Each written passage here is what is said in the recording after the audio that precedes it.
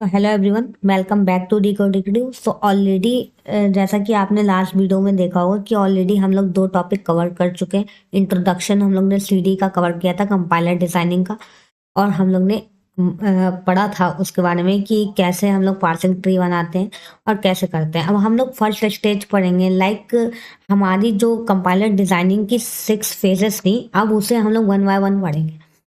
तो हमारी पहली स्टेज जो थी लेक्सिकल एनालिसिस, इससे हमारा गेट एग्जाम में कई बार क्वेश्चन आ चुका है, डायरेक्ट क्वेश्चन आ जाता है। लाइक हमें कोई ग्रामर दे देते हैं या फिर प्रोग्राम दे देते हैं और उससे हमें टोकन निकालने होते हैं, लाइक टोकन नंबर बताने होते हैं कि कितने नंबर्स होंगे। हम आगे क्वेश्चंस भी सॉल्व करेंगे, आप इसे ध्यान दीजिए और ध्यान से कॉन्सेप्ट को पढ़िए। अगर आपको कॉन्सेप्ट ऑलरेडी पता है तो आप क्वेश्चन सॉल्व कर ही लोगे। तो लेट्स स्टार्ट।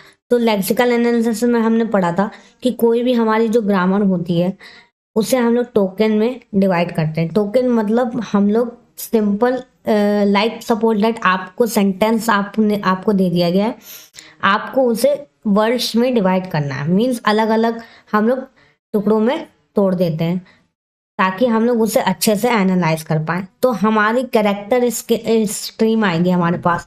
कैरेक्टर स्ट्रीम का मतलब है लाइक हमें पूरा सेंटेंस दिया होगा, और टोकन स्ट्रीम का मतलब है हमें अलग अलग वर्ड में सेपरेट कर देना है उसे।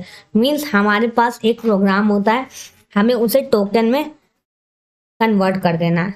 तो ये होता है हमारा लेक्सिकल एनालिसिस के अंदर। ये मेनली मैंने शॉर्टकट में आपको बताया। अब हम लोग डिटेल में इसे पढ़ते हैं कि क्या होता है, कैसे होता है, क्या इसकी एप्लीकेशंस हैं और कितने टाइप्स के होते हैं टोकन्स। एंड हम इसके ऊपर क्वेश्चंस भी सॉल्व करेंगे जो ऑलरेडी गेट एग्जाम में प्रीवियस ईयर में आ चुके हैं। So let's start. Scan the whole program means हमारी क्या डेफिनेशन है इसकी। लेक्सिकल एनालिसिस में क्या होता है, हमारा जो भी प्रोग्राम आता है उसमें हम लोग जो हमारा कंपाइलर होता है वो पूरे प्रोग्राम को स्कैन करता है character by character. Mean suppose that आपके पास एक सेंटेंस आया, अब आप उसको वर्ड टू वर्ड स्कैन करोगे and produce the corresponding token, और उसे डिवाइड कर दोगे, टुकड़ों में तोड़ दोगे, उसके करस्पॉन्डिंग एक टोकन प्रोड्यूस करता है। Also produce lexical errors means अगर कोई भी एरर होता है उसमें, लाइक कोई ग्रामर मिस्टेक है आपके सेंटेंस में तो आप उसे भी बताओगे। तो वैसे ही कंपाइलर भी करता है। अगर कोई भी आपके प्रोग्राम में एरर होते हैं, सिंटेक्स एरर या समथिंग एल्स, तो उसे भी वो प्रोड्यूस करता है। Functions of lexical analyser.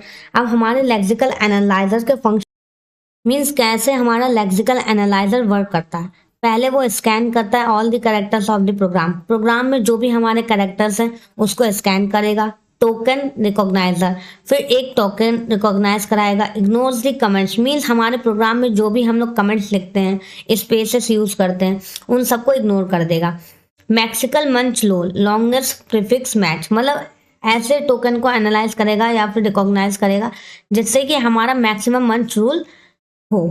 दी अब हमारा इसमें एक नोट है जो आपको रिमेंबर रखना है। The lexical analyser uses the regular expression triggering of rules मतलब जो भी हमारे रूल्स जिसके कंडीशंस में हम लोग टोकन में डिवाइड कर रहे हैं उसे रेगुलर एक्सप्रेशन के थ्रू यूज करता है। लेक्समी स्मॉलेस्ट यूनिट ऑफ प्रोग्राम, और लेक्समी क्या होता है, हमारी स्मॉलेस्ट यूनिट होती है प्रोग्राम की और यहाँ फिर लॉजिक की। मीन्स जो भी हम लोग ने लॉजिक लिखा है उसकी स्मॉलेस्ट यूनिट जो भी होगी हमारे प्रोग्राम की या लॉजिक की, उसे हम लोग कंपाइलर की या फिर कंपाइलर डिजाइनिंग की लैंग्वेज में बोलते हैं लेक्समी।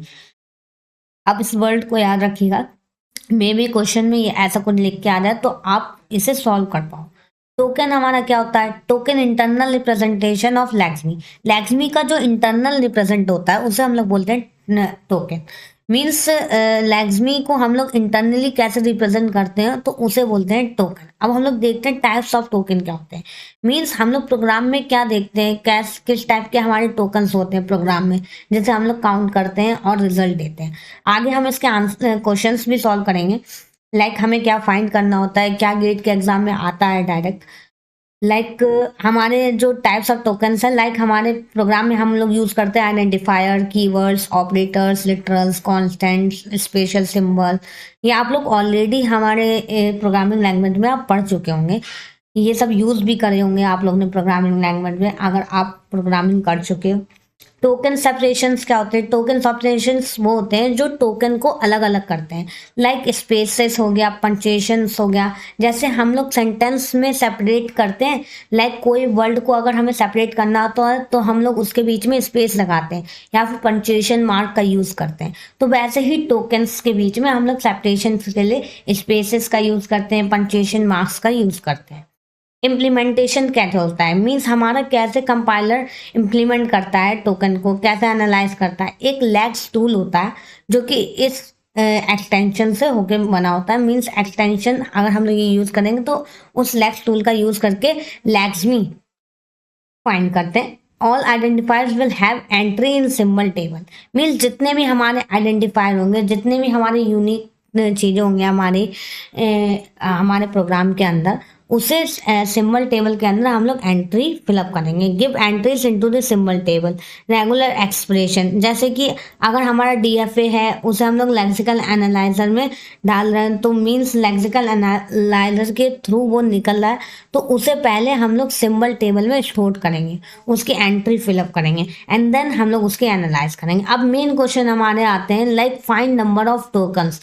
ये क्वेश्चन ऐसे ही उठ के आ जाता है कभी कभी। जैसे आपको ये एक प्रोग्राम दिया होगा और उसमें आपको नंबर ऑफ टोकन्स बताने हैं, जैसे इसमें 11 है। अब आप बोलोगे कि इसमें 11 कैसे मैम, तो अभी मैं बताती हूँ इसमें 11 टोकन्स कैसे आ रहे हैं। तो देखिए, ये हमारा वॉइड हमारा ऑलरेडी प्री डिफाइंड कीवर्ड होता है, तो इसे हम लोग 1 टोकन गिनेंगे। जैसे आप सेंटेंस को वर्ड, जैसे सेंटेंस हमारा किससे बन के बनाता है, मल्टीपल वर्ड से, तो उसे हम लोग अगर डिवाइड कर रहे हैं तो वर्ड अलग अलग वर्ड को हम लोग डिवाइड कर रहे हैं, तो वैसे ही हमें प्रोग्राम को करना है और उसी को हम लोग काउंट करके लिखेंगे तो वही हमारा आंसर हो जाएगा।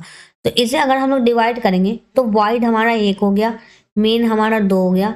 अब ये जो पैरेंथेसिस है वो starting means closing and opening दोनों है, तो इसे हम लोग 2 गिनेंगे एंड ये 3 हो गया। एंड प्रिंट एफ भी हमारा एक कीवर्ड है, ये हमारा 2 हो गया, 3।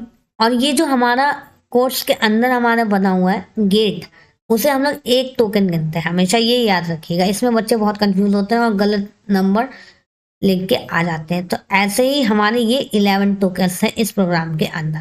ऐसे ही आप इसे सॉल्व करिएगा, आप इसे सॉल्व करके देखिएगा। मैंने 2-3 क्वेश्चन आपके लिए लिए, बाकी अगर आपको ना समझ आए तो आप कमेंट सेक्शन में पूछ लीजिएगा कि कैसे है।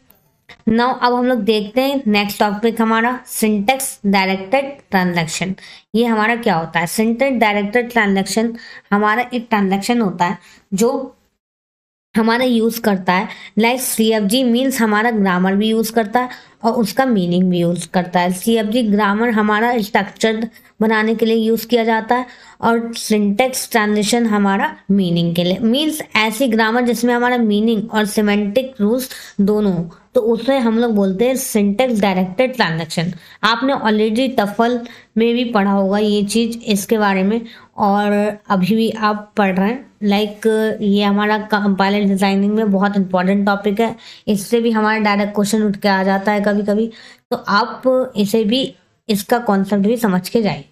तो देखते हैं इसकी एप्लीकेशन क्या होती है। Use to perform semantic analysis. Semantic analysis मतलब ये जो भी हमारा ग्रामर दी होती है उसका मीनिंग क्या है, तो उस मीनिंग जो हमारा होता है उसको एनालाइज करने के लिए ये यूज किया जाता है।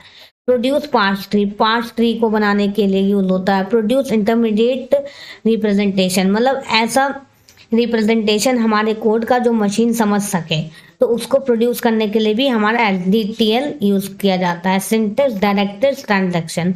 इवेल्युएट एन एक्सप्रेशन, लाइक हमें कोई भी एक्सप्रेशन दिया हुआ है तो उसको इवेल्युएट करने के लिए XDTV यूज किया जाता है। कन्वर्ट इनफिक्स टू प्रीफिक्स और पोस्टफिक्स, मीन्स हमें इनफिक्स दिया है तो उसमें प्रीफिक्स में कन्वर्ट करना है या इनफिक्स से हमें पोस्टफिक्स में कन्वर्ट करना है, तो उसके लिए भी ये यूज किया जाता है। ये हमारा एक एग्जाम्पल दे रखा है कि हमें क्या ग्रामर तो दिया ही दिया है और साथ में उसका मीनिंग भी दे रखा है, तो ये हमारा होता है SDT। अब हमारे एट्रीब्यूट क्या होते हैं? एट्रीब्यूट हमारे होते हैं लाइक कोई इंफॉर्मेशन, किसी भी ग्रामर के बारे में जो हमें इंफॉर्मेशन दी होती है उसे हम लोग बोलते हैं एट्रीब्यूट। तो एट्रीब्यूट हमारे 2 टाइप के होते हैं, inherited attribute and synthesised attribute. 1 by 1 हम लोग इसे देखते हैं कि ये क्या होते हैं। अब पहले उससे पहले ये समझ लीजिए, लाइक सपोज दैट ये हमें एक ग्रामर दे रखी है एस से ए बी, तो ये हमारा इसका ट्री स्ट्रक्चर बनेगा या पार्ट ट्री आप बोल सकते हो। तो ये हमारा ए बी, ये हमारे पेरेंट वो चिल्ड्रन है हमारे एस के, और एस पेरेंट है हमारा ए, स्मॉल ए और कैपिटल बी का।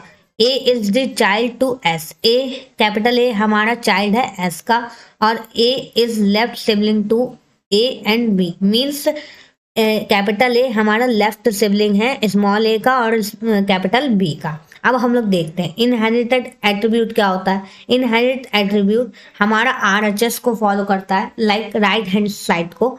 मीन्स इसमें हमारा क्या होता है, जो हमारा कंप्यूटेशन होता है किसी भी नोड का, मीन्स कोई भी हमारा नोड है तो अगर वो नेक्स्ट स्टेज पे मूव कर रहा है तो वो हमारे पेरेंट और सिबलिंग पे डिपेंड करता है। मीन्स सिबलिंग और पेरेंट को देखकर वो नेक्स्ट स्टेज पे मूव करेगा। लाइक जैसे हमारा ये ए है, ए का पेरेंट सी है, एस है, और हमारा ए का सिबलिंग बी है, तो ये हमारा ए हमारा डिपेंड करता है एस और बी पे। सिंथेसाइज एट्रीब्यूट इसे हम लोग टॉप डाउन अप्रोच भी बोलते हैं। मीन्स हम लोग टॉप डाउन अप्रोच में इस चीज का यूज करते हैं। सिंथेसाइज एट्रीब्यूट में क्या होता है, ये एलएचएस साइड का होता है। मीन्स इसमें हमारा लेफ्ट हैंड साइड का यूज किया जाता है। Like x is synthesise attribute, इसमें जो हमारा एक्स है वो सिंथेसाइज एट्रीब्यूट है। इसमें जो कंप्यूटेशन होता है किसी भी नोड का, मीन्स हम लोग किसी नोड एक नोड से दूसरी नोड पर जाने के लिए चिल्ड्रन पे डिपेंड करते हैं। लाइक इसमें बॉटम अप अप्रोच का यूज किया जाता है। आपने बॉटम अप अप्रोच देखा होगा, चिल्ड्रन से पेरेंट की ओर और पेरेंट से चिल्ड्रन की ओर टॉप डाउन अप्रोच होता है। इसमें हमारे डायरेक्ट क्वेश्चन उठ के आते हैं गेट के एग्जाम में। लाइक आपको ऐसी ग्रामर दे दी होगी और आपसे पूछा जाएगा कि इनहेरिटेड है या फिर सिंथेसाइज। हमारे कुछ क्वेश्चन दे रखे हैं जो कि ऑलरेडी हमारे गेट एग्जाम में पूछे जा चुके हैं। इसमें हमारा ये पूछता है कि लाइक आपको ग्रामर दे दी होगी, ये ऐसे हमारा जैसे क्वेश्चन 1 दे रखा है, क्वेश्चन 2 दे रखा है, क्वेश्चन 3, क्वेश्चन 4, तो उसमें आपको बताना होगा कि हमारा ये इनहेरिटेड है या सिंथेसाइज है। और अगर हमारा मिक्सअप है, लाइक कुछ हमारे जो ग्रामर्स हैं वो इनहेरिटेड है और कुछ ग्रामर्स हमारी सिंथेसाइज है, तो ओवरऑल ग्रामर हमारी ना तो हमारी इनहेरिटेड होगी ना ही हमारी सिंथेसाइज होगी।